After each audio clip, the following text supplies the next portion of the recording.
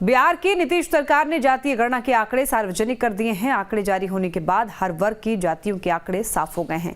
बिहार में ओबीसी की आबादी सबसे ज्यादा 63% है, तो वहीं जनरल की आबादी 15.2% है। इन आंकड़ों के जारी होने के बाद बिहार में सियासी सरगर्मी एक बार फिर से तेज हो गई है।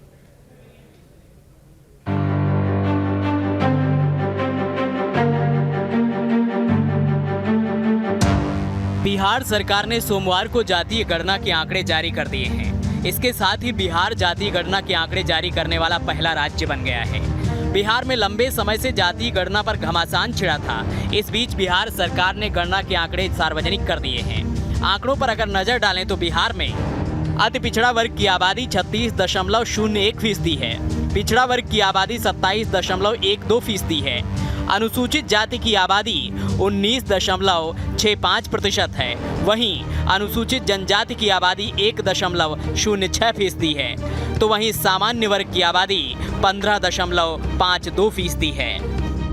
वहीं अगर बिहार में जातियों का गणित समझें तो गणना के बाद जो आंकड़े जारी हुए हैं उनमें हर जाति का प्रतिशत बताया गया है। उसके हिसाब से बिहार में यादव की आबादी 14.26% है, कुशवाहा की आबादी 4.27% है, मुसहर 3.08% है, राजपूत की आबादी 3.45% है, कुर्मी 2.86% है, नाई की आबादी 1.59% है, कानू की आबादी 2.21% है, भूमिहार 2.89% है, धानुक 2.13% हैं, धोबी 0.83% हैं, कायस्थ 0.60% हैं, सोनार 0.68% हैं, कुम्हार 1.04% हैं, तो वहीं बढ़ई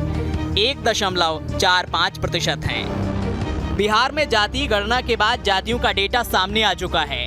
हर जाति के आंकड़े सरकार ने सार्वजनिक कर दिए हैं, लेकिन इन सब के बीच ये भी जान लेते हैं जातीय जनगणना बिहार की जनता में, गरीबों में भ्रम फैलाने के सिवा कुछ नहीं है। इन्हें तो रिपोर्ट कार्ड देने चाहिए थी कि 33 साल 18 साल नीतीश बाबू और 15 साल लालू यादव, ये दोनों ने मिलकर राज किया और गरीबों को क्या उद्धार किया, कितने लोगों को नौकरी दी, कितने लोगों की हालत सुधरी, ये रिपोर्ट कार्ड होनी चाहिए थी। अब ये रिपोर्ट कार्ड जातीय जनगणना का देकर के लोगों में भ्रम के सिवा और कुछ, ये आधा अधूरा है। अभी आर्थिक रूप से, सामाजिक रूप से जो पिछड़े वर्ग हैं उसका तो रिपोर्ट ही नहीं आया। अभी सिर्फ जातियों की गणना नीतीश कुमार जी ने बताया है। वो किस मैकेनिज्म से किए हैं वो सारे रिपोर्ट हम लोग लेंगे, तब फिर इस पर विस्तृत बयान भारतीय जनता पार्टी। जातीय जनगणना का पूरा रिपोर्ट आएगा, अध्ययन के बाद मैं बताऊंगा। बहुत कुछ नयापन तो नहीं है, जो अनुमान था वही अनुमान है।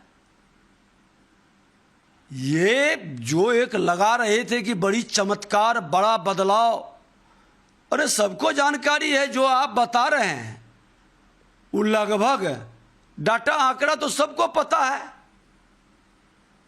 हाँ, कुछ जब आएगा अति पिछड़ा का या पिछड़ा का डिटेल एरिया वाइज, तब पता चलेगा कि गणना का सच्चाई क्या है कि आखिर बिहार की कुल आबादी कितनी है।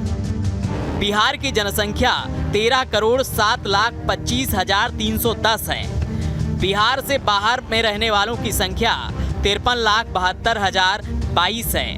बिहार में रहने वालों की कुल जनसंख्या 12,53,53,028 है। बिहार में जातीय गणना के आंकड़े जैसे ही सामने आए तो सियासी वार पलटवार का दौर तेज हो गया। विपक्षी भाजपा के तेवर तल्ख हैं। गिरिराज सिंह ने मोर्चा संभाला और नीतीश ही नहीं, लालू यादव पर भी करारा प्रहार किया। गिरिराज सिंह के अलावा बीजेपी के कई नेताओं ने जहां सरकार के आंकड़ों पर सवाल उठाए, तो वहीं सत्ता पक्ष ने जातीय गणना के फायदे गिनाए। कर्पूरी ठाकुर और वीपी सिंह के बाद पिछड़ों और अति पिछड़ों के सर्वाधिक लोकप्रिय नेता के रूप में आज नीतीश कुमार उभरे हैं, जिन्होंने कई सौ वर्षों की गुलामी को तोड़ करके जातिगत जनगणना जनता के सामने रखी है। आज साबित हो गया कि वो 63% हैं। उसमें भी इन्होंने पिछड़ों और अति पिछड़ों का बंटवारा किया है, जो रोहिणी कमीशन नहीं कर पाया। हम आज के दिन नीतीश कुमार को सैल्यूट करते हैं और चाहते हैं कि पूरे देश में घूम घूम करके वो जनता को आंदोलित करें, ताकि हर राज्य को जातिगत जनगणना करानी पड़े। और ये अगले चुनाव के लिए एजेंडा भी तय हो गया है। जो अत्यंत पिछड़ा और अनुसूचित जाति जनजाति के तबके के खिलाफ इनकी राजनीति रही है।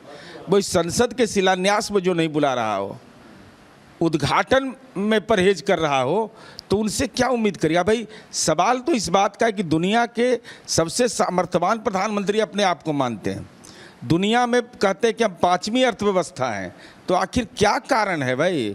दुनिया के 89 देशों ने जनगणना करा लिया, आपको कौन सा कोरोना पकड़ लिया है कि जनगणना नहीं करा रहे हैं आप। बिहार सरकार ने जब से जातीय गणना कराने का ऐलान किया था, तब से इसको लेकर सूबे में सियासी सरगर्मी तेज थी। सुप्रीम कोर्ट से लेकर हाई कोर्ट तक जातीय गणना के खिलाफ दलीलें दी गईं, लेकिन आखिरकार बिहार सरकार को गणना कराने की इजाजत मिली और अब आंकड़े सार्वजनिक हैं। वहीं आंकड़े जारी होने के बाद बीजेपी जिस तरह से बयानबाजी कर रही है, उससे माना जा रहा है कि आने वाले चुनाव